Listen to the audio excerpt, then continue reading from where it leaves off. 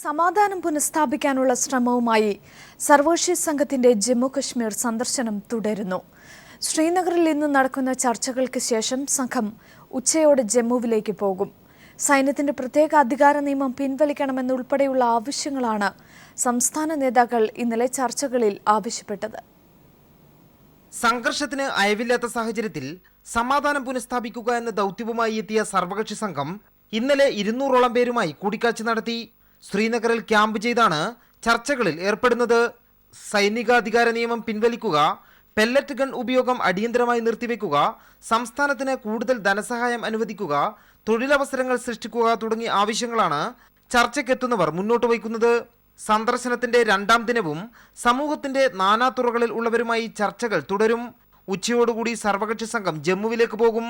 സുരക്ഷാ പ്രശ്നങ്ങൾ മുൻനിർത്തി സംഘർഷത്തിൽ പരിക്കേറ്റവരെ സന്ദർശിക്കാനുള്ള ശ്രമം ഉപേക്ഷിച്ചിട്ടുണ്ട്. അതേസമയം വിഘടനവാദികളുമായി ചർച്ച നടത്താനുള്ള എല്ലാ ശ്രമങ്ങളും പരാജയപ്പെട്ടു. സർവകക്ഷി സംഘവുമായി ചർച്ചയ്ക്കില്ലെന്ന ഉറച്ച നിലപാടിലാണ് വിഘടനവാദികൾ. സന്ദർശനം കഴിഞ്ഞ് തിരിച്ചെത്തിയതിനു ശേഷം ദില്ലിയിൽ സർവകക്ഷി യോഗം വീണ്ടും യോഗം ചേരും.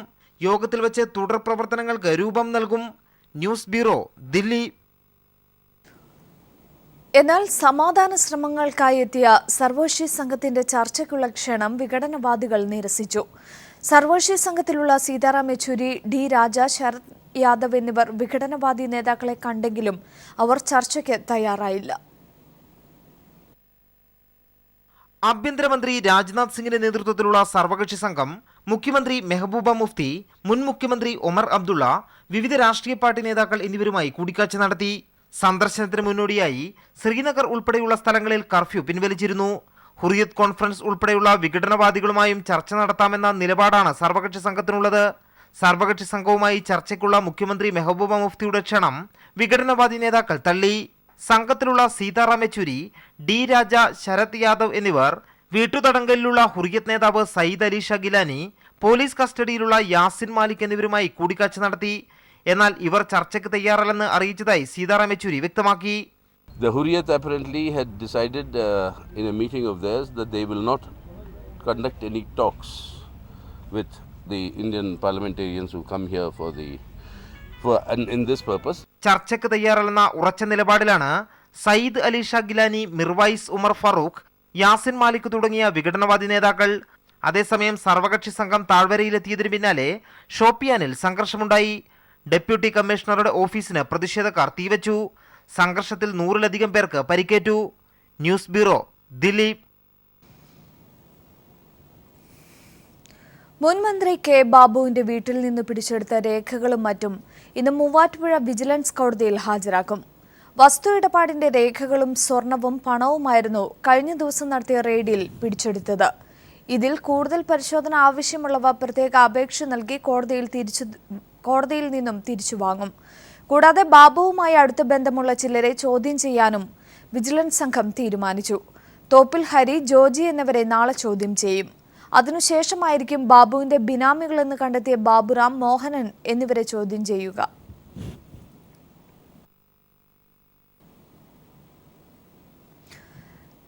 ഇന്ന് അധ്യാപക ദിനം. ദേശീയ അധ്യാപക ദിനാഘോഷവും സംസ്ഥാന അധ്യാപക അവാർഡ് വിതരണവും ഇന്ന് തിരുവനന്തപുരത്ത് നടക്കും.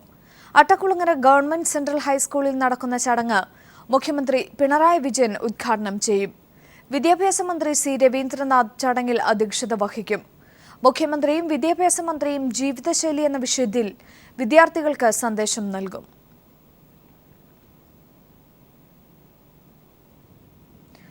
മദ്യലഹരിയിൽ ഗൃഹനാഥൻ ഭാര്യയെയും മകനെയും വെട്ടിക്കൊന്നു.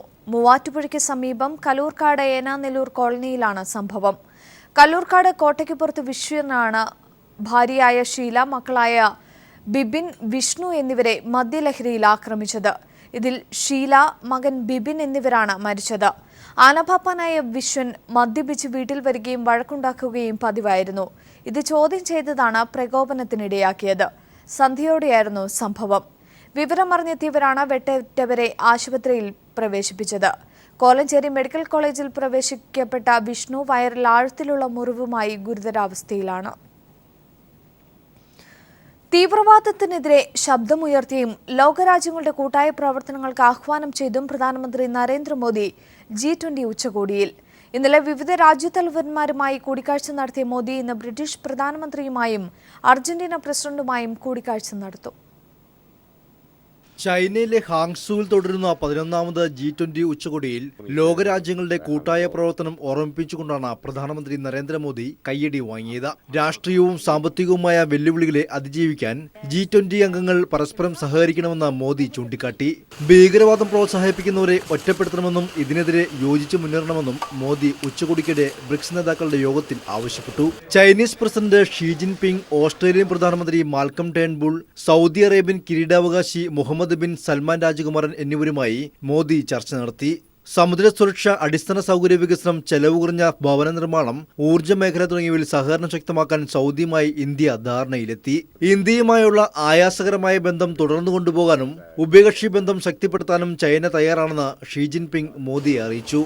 ഇന്ന് ബ്രിട്ടീഷ് പ്രധാനമന്ത്രി തെരേസ മെയ്, അർജന്റീന പ്രസിഡന്റ് മൗറിഷ്യ മക്രി എന്നിവരുമായി മോദി കൂടിക്കാഴ്ച നടത്തും. International desk. ചൈനയുമായുള്ള സുരക്ഷാ കരാറിന് പാക് മന്ത്രിസഭയുടെ അംഗീകാരം. പാക് പ്രധാനമന്ത്രി നവാസ് ഷെരീഫിന്റെ അധ്യക്ഷതയിൽ ചേർന്ന യോഗമാണ് ദീർഘകാലത്തേക്കുള്ള സുരക്ഷാ കരാറിന് അംഗീകാരം നൽകിയത്. ഇന്ത്യയും അമേരിക്കയും തമ്മിലുള്ള പ്രതിരോധ സഹകരണം ശക്തിപ്പെട്ടു വരുന്ന സാഹചര്യത്തിലാണ് പാക് ചൈന സുരക്ഷാ കരാർ തയ്യാറാക്കുന്നത്. പാക് പ്രധാനമന്ത്രി നവാസ് ഷെരീഫിന്റെ അധ്യക്ഷതയിൽ ചേർന്ന ക്യാബിനറ്റ് യോഗമാണ് പാകിസ്ഥാനും ചൈനയും തമ്മിലുള്ള ദീർഘകാല സുരക്ഷാ കരാറിൽ ഒപ്പുവയ്ക്കാൻ തീരുമാനിച്ചത്. ജൂലൈ 15-ന് ലാഹോറിലെ ഗവർണറുടെ വസതിയിൽ വെച്ച് സുപ്രധാന കരാർ ഒപ്പുവെക്കുമെന്ന് പാക് ദിനപത്രം റിപ്പോർട്ട് ചെയ്തു. സൈനിക താവളങ്ങൾ പരസ്പരം ഉപയോഗിക്കാൻ അംഗീകാരം നൽകുന്ന ലോജിസ്റ്റിക് കരാർ ഇന്ത്യയും അമേരിക്കയും തമ്മിൽ കഴിഞ്ഞ ദിവസം ഒപ്പുവെച്ചതിന് പിന്നാലെയാണ് പാകിസ്ഥാന്റെ പുതിയ നീക്കം. ഇന്ത്യ അമേരിക്ക പ്രതിരോധ കരാറിനെ നേരത്തെ സ്വാഗതം ചെയ്ത പാകിസ്ഥാൻ ഈ കരാർ സമാധാനവും സ്ഥിരതയും കൊണ്ടുവരാൻ സഹായകമാകട്ടെ എന്ന് കൂട്ടിച്ചേർക്കുകയും ചെയ്തിരുന്നു. അമേരിക്കയുമായുള്ള പ്രതിരോധ മേഖലയിലെ ഇന്ത്യയുടെ സഹകരണം ശക്തി പ്രാപിച്ച സാഹചര്യത്തിൽ കൂടിയാണ് പാകിസ്ഥാൻ ചൈനയുമായുള്ള ദീർഘകാല സുരക്ഷാ കരാറിന് ഒരുങ്ങുന്നതും. News desk. നാനോ ടെക്നോളജിയുടെ സഹായത്താൽ ലോകത്തെ ആദ്യ തലമാറ്റിവയ്ക്കൽ ശസ്ത്രക്രിയയ്ക്ക് ഇറ്റലിക്കാരനായ ന്യൂറോ സർജൻ തയ്യാറെടുക്കുമ്പോൾ നാനോ ശസ്ത്രക്രിയയുടെ സാധ്യത നേരത്തെ കേരള ജനതയോട് പങ്കുവച്ച മലയാളി ഡോക്ടർ തികഞ്ഞ പ്രതീക്ഷയിലാണ്. തിരുവനന്തപുരം നന്ദൻകോട് സ്വദേശി ഡോക്ടർ അരുൺകുമാറാണ് നാനോ ശസ്ത്രക്രിയയുടെ അനന്ത സാധ്യത തന്റെ ലേഖനങ്ങളിലൂടെയും പഠന റിപ്പോർട്ടുകളിലൂടെയും കേരളത്തെ അറിയിച്ചത്. അതേസമയം തലമാറ്റിവയ്ക്കൽ ശസ്ത്രക്രിയ വിജയകരമായാൽ അത് ലോകാരോഗ്യ ചരിത്രത്തിൽ പുതിയൊരു അധ്യായമാകും എഴുതി ചേർക്കുക. ലോകത്തെ ആദ്യ തലമാറ്റിവയ്ക്കൽ ശസ്ത്രക്രിയ നടത്താൻ ഇറ്റലിക്കാരനായ ന്യൂറോ സർജൻ ഡോക്ടർ സെർജിയോ കനാവറോ തയ്യാറെടുക്കുമ്പോൾ കേരളീയനായ ഡോക്ടർ അരുൺകുമാർ ഏറെ സന്തോഷത്തിലും തികഞ്ഞ പ്രതീക്ഷയിലുമാണ്. തിരുവനന്തപുരം നന്ദൻകോട് സ്വദേശിയായ ഡോക്ടർ അരുൺകുമാറിന്റെ പ്രതീക്ഷയ്ക്കും സന്തോഷത്തിനും കാരണം മറ്റൊന്നല്ല. നാനോ ടെക്നോളജി സാങ്കേതികവിദ്യയിലൂടെയുള്ള ശസ്ത്രക്രിയയുടെ സാധ്യത ഡോക്ടർ അരുൺകുമാറാണ് കേരള ജനതയ്ക്ക് തന്റെ ലേഖനത്തിലൂടെയും പഠന റിപ്പോർട്ടിലൂടെയും മനസ്സിലാക്കി കൊടുത്തത്. സെർജിയോയ്ക്കൊപ്പം ചൈനീസ് സർജൻ സിയാവോ പിങ് റെന്നും ചേർന്ന് അടുത്ത വർഷം നടത്താൻ ഉദ്ദേശിക്കുന്ന തലമാറ്റിവയ്ക്കൽ നാനോ ശസ്ത്രക്രിയയെക്കുറിച്ച് ഡോക്ടർ അരുൺകുമാർ. തല കട്ടി മാറ്റിയിട്ട് ആദ്യം ഫിക്സ് ചെയ്യണ ബ്ലഡ് വെസലാണ്, രക്തക്കുല്ലാണ്. അതെല്ലാം ഫിക്സ് ചെയ്യുന്ന സമയത്ത് ഹെഡ് അനസ്റ്റമോസിസ് വെഞ്ചർ. ഇതിൽ പുള്ളി പറയുന്നത് പറഞ്ഞാൽ ആ ബ്രെയിൻ സ്റ്റം നമ്മൾ തലച്ചോറിലെ തണ്ട് സ്പൈനൽ കോഡിൻ്റെ അവിടെ കട്ട് ചെയ്യുന്നതെന്ന് പറഞ്ഞാൽ സാധാരണ നമ്മൾ ഇപ്പോഴത്തെ സ്കാൽപ്പലിട്ട് കട്ട് ചെയ്താൽ നല്ല സ്കാർ ടിഷ്യൂ വരും. സ്കാർ ടിഷ്യൂ മാക്സിമം കുറയ്ക്കണം. ഈ സ്കാർ ടിഷ്യൂ ഇല്ലാതാക്കുമ്പോൾ മാത്രം നമുക്ക് പെട്ടെന്ന് അത് ഫ്യൂസ് ചെയ്തെടുക്കാൻ പറ്റും. അപ്പോൾ പുള്ളി അത് 10 ന്യൂട്ടൺ ഫോഴ്സിന് താഴെയുള്ള ഫോഴ്സ് കൊടുത്തിട്ട് ഏറ്റവും ഹൈ എൻഡ് ടെക്നോളജിയായ നാനോ ഡയമണ്ട് ബ്ലേഡ്, അത്രയ്ക്ക് അതിസൂക്ഷ്മമായിട്ടുള്ള നാനോ സാങ്കേതിക വിദ്യയിൽ ഉപയോഗിക്കുന്നത്. വെർഡിംഗ് ഹോമാൻ എന്ന ജനിതക രോഗബാധിതനായ കമ്പ്യൂട്ടർ പ്രോഗ്രാമറായ വലേറി സ്പിരിദോവയാണ് ശസ്ത്രക്രിയയ്ക്ക് വിധേയനാകുന്നത്. കുരങ്ങിൽ തലമാറ്റിവയ്ക്കൽ ശസ്ത്രക്രിയ നടത്തിയിട്ടുള്ള ഡോക്ടർ സെർജിനോ മസ്തിഷ്ക മരണം സംഭവിച്ച ഒരാളുടെ ശരീരത്തിലേക്ക് വലേറിയുടെ തല മാറ്റിവെക്കാനാണ് തീരുമാനിച്ചിരിക്കുന്നത്. 150 വിദഗ്ധ ഡോക്ടർമാരുടെ സേവനം വേണ്ടിവരുന്ന 500 കോടി രൂപ ചെലവ് പ്രതീക്ഷിക്കുന്ന ശസ്ത്രക്രിയയ്ക്കായി ലോകം ആകാംക്ഷയോടെ കാത്തിരിക്കുന്നു. Sunil Arimanur, news bureau, Thiruvananthapuram. Office സമയത്ത് ഓണാഘോഷം പാടില്ലെന്ന സർക്കാർ നിർദ്ദേശം പാലിച്ച് സംസ്ഥാനത്തെ സർക്കാർ ജീവനക്കാർക്കാകെ മാതൃകയായി ഇടുക്കി അടിമാലി പോലീസിന്റെ ഓണാഘോഷം. അടിമാലി ജനമൈത്രി പോലീസ് ക്യാന്റീനിന്റെ വാർഷികവും ഓണാഘോഷവുമാണ് അശരണർക്ക് സഹായമെത്തിച്ചും ഓണസദ്യ നൽകിയും ആഘോഷിച്ചത്. ക്യാന്റീൻ ആരംഭിച്ച് 2 വർഷത്തിനിടെ 14 ലക്ഷം രൂപയാണ് ജീവകാരുണ്യ പ്രവർത്തനങ്ങൾക്കായി ഇവർ ചെലവഴിച്ചത്. വിലക്കുറവിനൊപ്പം നാടൻ രുചിഭേദത്തിന്റെ സ്വാദ് ജനങ്ങൾക്ക് നൽകുന്ന അടിമാലി ജനമൈത്രി പോലീസ് ക്യാന്റീനാണ് സംസ്ഥാന പോലീസ് സേനയ്ക്ക് തന്നെ എന്നും അഭിമാനിക്കാൻ വക നൽകുന്ന ഓണാഘോഷം സംഘടിപ്പിച്ചത്. ഓഫീസ് സമയത്ത് ഓണാഘോഷം പാടില്ലെന്ന സർക്കാർ നിർദ്ദേശം പാലിച്ചാണ് ഞായറാഴ്ച ദിനം അഗതികൾക്കൊപ്പം ഓണമാഘോഷിക്കാൻ ഇവർ തീരുമാനിച്ചത്. ഒപ്പം ചെങ്കുളം ലിറ്റിൽ ഫ്ലവർ മേഴ്സി ഹോമിലെ മുഴുവൻ അന്തേവാസികൾക്കും പോലീസിന്റെ വക ഓണസദ്യയും രോഗശയ്യയിലായ ഇവർക്ക് സഹായവും നൽകി. നാട്ടുകാരിൽ ദുരിതം പേറുന്ന 200-ലധികം പേർക്ക് ഓണക്കിറ്റ് എത്തിക്കാനും ഇവർ മറന്നില്ല. കഴിഞ്ഞ 2 വർഷമായി ജനമൈത്രി എന്ന വാക്കിന്റെ അർത്ഥം വിളിച്ചറിയിക്കുമാറ് 14 ലക്ഷം രൂപയുടെ ജീവകാരുണ്യ പ്രവർത്തനങ്ങളാണ് ഇവർ നടത്തിയത്. ധാരാളം ആൾക്കാർക്ക് ചികിത്സാ സഹായങ്ങൾ വിതരണം ചെയ്യുന്നുണ്ട്, തയ്യൽ മെഷീനുകൾ വിതരണം ചെയ്യുന്നുണ്ട്, വീൽ ചെയറുകൾ വിതരണം ചെയ്യുന്നുണ്ട്, കൂടാതെ ഓണക്കിറ്റുകൾ വിതരണം ചെയ്യുന്നുണ്ട്. ഇതിനെല്ലാം ഞങ്ങൾക്ക് പ്രചോദനം തരുന്നത് ഞങ്ങളുടെ മേലുദ്യോഗസ്ഥർ, സഹപ്രവർത്തകർ, മേലുദ്യോഗസ്ഥരുടെ അകമഴിഞ്ഞായ പിന്തുണ ഈ ക്യാൻറ്റീൻ മുന്നോട്ട് കൊണ്ടുപോകുന്നതിനായിട്ട് ഞങ്ങൾക്ക് ഇതുവരെ ലഭിച്ചിട്ടുണ്ട്. 100 പേർ ചേർന്ന് മൂലധനം സ്വരൂപിച്ച് ആരംഭിച്ച ക്യാൻറ്റീൻ ഇന്ന് അടിമാലിക്കാർക്കും പ്രിയപ്പെട്ടതാണ്. ഭക്ഷണം കഴിക്കാൻ വളരെ വിഷമിക്കുന്ന വലിയ വില വരുമ്പോൾ അവർക്ക് ഭക്ഷണ പദാർത്ഥങ്ങൾക്ക് ഹോട്ടലിൽ കയറി കഴിക്കാൻ വരുന്ന അമിത വില ബുദ്ധിമുട്ടുണ്ടാക്കുകയാണ്. ക്യാൻറ്റീനിൽ വരുന്നവരെ സംബന്ധിച്ച് 20 രൂപയും കൊണ്ട് വന്നാൽ പോലും അവർക്ക് വയറ് നിറച്ച് ഭക്ഷണം കൊടുക്കാവുന്ന ഒരു സാഹചര്യം ഉണ്ടാകാൻ കഴിഞ്ഞുള്ള ഏറെ അഭിമാനകരമാണ്. വ്യത്യസ്ത രീതിയിൽ ആഘോഷം സംഘടിപ്പിക്കാനുള്ള ഇവരുടെ തീരുമാനത്തിന് മേലധികാരികളിൽ നിന്നും മികച്ച പിന്തുണയാണ് ലഭിച്ചത്. ആഘോഷ പരിപാടികൾ ജില്ലാ പോലീസ് മേധാവി AV ജോർജ് ഉദ്ഘാടനം ചെയ്തപ്പോൾ മൂന്നാർ ASP മെറിൻ ജോസഫ് അടക്കമുള്ളവർ വിളമ്പുകാരുടെ റോളും നന്നായി കൈകാര്യം ചെയ്തു. ക്യാമറമാൻ ദിലീപ് ഗോപിക്കൊപ്പം ലെസ്ലി ജോൺ, ഇടുക്കി.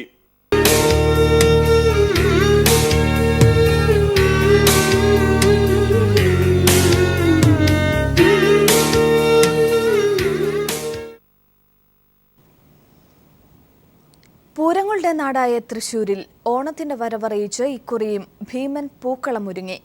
വടക്കുംനാഥ ക്ഷേത്രത്തിന്റെ തെക്കേ ഗോപുരനടയിൽ സായാഹ്ന കൂട്ടായ്മയും ടൂറിസം വകുപ്പും സംയുക്തമായാണ് അത്തം ദിനത്തിൽ പൂക്കളമൊരുക്കിയത്.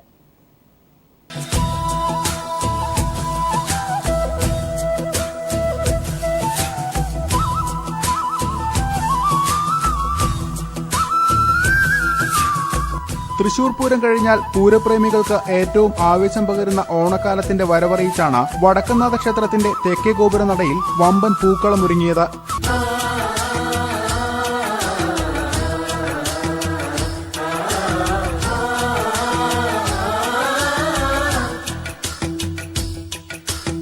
സായാഹ്ന കൂട്ടായ്മയുടെയും ടൂറിസം വകുപ്പിന്റെയും സഹകരണത്തിലാണ് 9ാം വർഷവും പൂക്കളം തീർത്തത്. 58 അടി വ്യാസം വരുന്ന പൂക്കളമൊരുക്കാൻ 1000 കിലോ പൂക്കളാണ് ഉപയോഗിച്ചത്. 380 പേരുടെ ശ്രമഫലമായാണ് പൂക്കളം തീർത്തത്. 8 വർഷവും ഇട്ട് കഴിഞ്ഞു. ഇത് 9ാമത്തെ വർഷമാണ്. ഇതൊരു മത സൗഹാർദ്ദത്തിനു വേണ്ടി ആണ് ഞങ്ങൾ ഈ കൂട്ടായ്മ കൊണ്ടു നടക്കുന്നത്. കുമ്മാട്ടിയും പുലികളിയും നിറഞ്ഞാടുന്ന നഗരവീഥിയിൽ നാലോണം നാൾ വരെ ഇനി ആഘോഷ പൊലിമയാണ്. News bureau, Thrissur. ഓണക്കാലം പരസ്യചിത്രങ്ങളിലെ മോഡലുകൾക്കും കൊയ്ത്തുകാലമാണ്. മുംബൈയിൽ നിന്നും ദില്ലിയിൽ നിന്നും സുന്ദരികളുടെയും സുന്ദരന്മാരുടെയും കുത്തൊഴുക്കാണ് കേരളത്തിലേക്ക്. റിസോർട്ടുകൾ കേന്ദ്രീകരിച്ചാണ് ഫോട്ടോഷൂട്ടുകളിലധികവും നടക്കുന്നത്.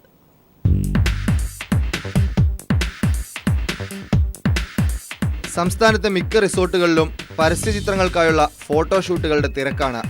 ഓണത്തോടടുത്തുള്ള ദിവസങ്ങളിൽ പുതിയ മോഡലിന് വെച്ച പുത്തൻ പരസ്യവുമായി ഉപഭോക്താക്കളെ ആകർഷിക്കാൻ കച്ചവടക്കാരും മത്സരിക്കുന്നു. മുംബൈയിൽ നിന്നും ദില്ലിയിൽ നിന്നുള്ള മോഡലുകളാണ് ടെക്സ്റ്റൈൽ ഷോപ്പുകളും ജ്വല്ലറികളും മുതൽ വാർഷിക പതിപ്പുകളുടെ കവറിൽ വരെ നിറയുന്നത്. ഹൈഡ് ആൻഡ് സീക്കിൽ അഭിനയിച്ച നടാഷ ദോഷി, ജ്യോതി കൃഷ്ണ, പ്രയാഗ റോസ് മാർട്ടിൻ, സാമർത്ഥ്യ മാധവൻ തുടങ്ങിയ സുന്ദരികളെല്ലാം പരസ്യങ്ങളിൽ നിറയുന്നു. ഫസ്റ്റ്ലി എല്ലാവർക്കും ഓണം ആശംസകൾ. ഞാൻ നിങ്ങളുടെ Natasha. And even I am here, Onam Day special occasion and Onam Day special festival nu vendi Zarina named your boutique nu vendi photo shoot cheyan vannittunde. And ippam Kerala, this is the best time to be here. പരസ്യചിത്രങ്ങളുടെ ഫോട്ടോഗ്രാഫർമാർക്കും ഓണക്കാലം കൊയ്ത്തുകാലമാണ്. 30,000 മുതൽ 3 ലക്ഷം വരെയാണ് പ്രതിദിനം മോഡലുകളുടെ പ്രതിഫലം. News bureau, Thiruvananthapuram. പ്രവൃത്തി ദിനത്തിലെ ആഘോഷം ഒഴിവാക്കി അവധി ദിനത്തിൽ ഓണം ആഘോഷിച്ച് സർക്കാർ ജീവനക്കാർ. തിരുവനന്തപുരം താലൂക്ക് ഓഫീസിലെയും സിവിൽ സപ്ലൈസ് ഡയറക്ടറേറ്റിലെയും ജീവനക്കാരാണ് ഓണാഘോഷം ഞായറാഴ്ചയാക്കിയത്. മുഖ്യമന്ത്രിയുടെ അഭിപ്രായത്തിന്റെ പശ്ചാത്തലത്തിലാണ് ഇവർ ജോലി സമയത്തെ ഓണാഘോഷം ഒഴിവാക്കിയത്. അവധി ദിനത്തിൽ ആളൊഴിഞ്ഞ തിരുവനന്തപുരം താലൂക്ക് ഓഫീസിൽ അവർ ഒത്തുകൂടി. ജോലിയെ ബാധിക്കാതെ ആരെയും ബുദ്ധിമുട്ടിക്കാതെ ഓണം ആഘോഷിക്കാനായി. പൂക്കളമൊരുക്കിയും ഊഞ്ഞാലാടിയും താലൂക്ക് ഓഫീസ് ജീവനക്കാർ ഓണാഘോഷത്തിൽ മുഴുകി. ജോലി സമയത്തെ ഓണാഘോഷം ഒഴിവാക്കാൻ തങ്ങൾ നേരത്തെ തന്നെ തീരുമാനിച്ചിരുന്നുവെന്ന് തഹസിൽദാർ KR മണികണ്ഠൻ. നമ്മുടെ സർക്കാർ തീരുമാനത്തിന് മുമ്പ് തന്നെ അവധി ദിവസം മാത്രമേ ഓണം ആഘോഷിക്കാവൂ എന്ന് റിക്രിയേഷൻ ക്ലബിൻ്റെ ആഭിമുഖ്യത്തിൽ ഒരു തീരുമാനമെടുക്കുകയും അതിൻ്റെ അടിസ്ഥാനത്തിലാണ് ഈ ഞായറാഴ്ച ഇവിടെ ഓണാഘോഷ പരിപാടികൾ സംഘടിപ്പിച്ചത്. പബ്ലിക് ഓഫീസിൽ പ്രവർത്തിക്കുന്ന സിവിൽ സപ്ലൈസ് ഡയറക്ടറേറ്റ് ജീവനക്കാരും അവധി ദിനത്തിലാക്കി ഓണാഘോഷം. പരിപാടി civil supplies director PK Balakrishnan ഉദ്ഘാടനം ചെയ്തു. പ്രവൃത്തി സമയം എന്നുള്ളത് പൊതുജനങ്ങൾക്ക് വേണ്ടി സേവനം ചെയ്യാനുള്ളതാണ്. ആ സമയങ്ങളിൽ ഇത്തരത്തിലുള്ള ആഘോഷങ്ങൾ സംഘടിപ്പിക്കുന്നത് തീർച്ചയായിട്ടും പൊതുജനങ്ങൾക്ക് ബുദ്ധിമുട്ടുണ്ടാക്കുന്നതാണ്. ആ ഒരു തിരിച്ചറിവിൻ്റെ അടിസ്ഥാനത്തിലാണ് ഇന്ന് ഞായറാഴ്ച ഓണാഘോഷ പരിപാടികൾക്കായി ഞങ്ങൾ എടുത്തിരിക്കുന്നത്. പ്രവൃത്തി സമയത്തെ ഓണാഘോഷം ഒഴിവാക്കണമെന്ന് നേരത്തെ മുഖ്യമന്ത്രി പിണറായി വിജയൻ അഭിപ്രായപ്പെട്ടിരുന്നു. ഈ മാസം ഓണാവധിയടക്കം ഒട്ടേറെ അവധി ദിനങ്ങളുള്ള സാഹചര്യത്തിലായിരുന്നു ഇത്. News bureau, Thiruvananthapuram. സംഗീത സംവിധായകൻ സലിൽ ചൗധരിയുടെ ഓർമ്മകൾക്ക് ഇന്ന് 21 വയസ്സ്. വങ്ങനാട്ടിൽ ജനിച്ച മലയാളം ഉൾപ്പെടെയുള്ള വിവിധ ഇന്ത്യൻ ഭാഷകളെ സംഗീത സാന്ദ്രമാക്കിയാണ് സലിൽദ വിടവാങ്ങിയത്. മറുനാട്ടുകാരനായിരുന്നെങ്കിലും വെറുമൊരു പരദേശിയായിരുന്നില്ല മലയാളിക്ക് സലിൽ ചൗധരി.